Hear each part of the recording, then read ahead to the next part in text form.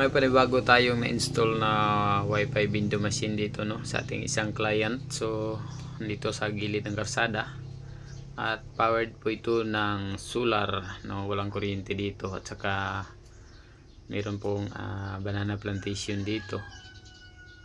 So parking area po ito nila. So maraming tao na mag-overtime, maraming possible client. So ito po yung solar na provide ni client para po ay makapagkabit tayo ng Wi-Fi window machine dito dahil wala pong kuryente. Ayan. So maraming paraan po pag gusto natin, no. Maraming paraan para makapagkabit tayo ng Wi-Fi window machine. So kailangan lang natin ng puhunan dahil medyo mahal po yung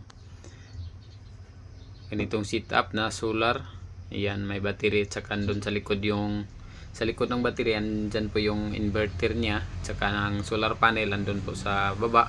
Ayan, sa kanilang tindahan. Dito po natin nilagay yung yung battery at saka inverter sa loob para hindi po manakaw. At saka yan po sa harap natin, yan po yung planta ng saging.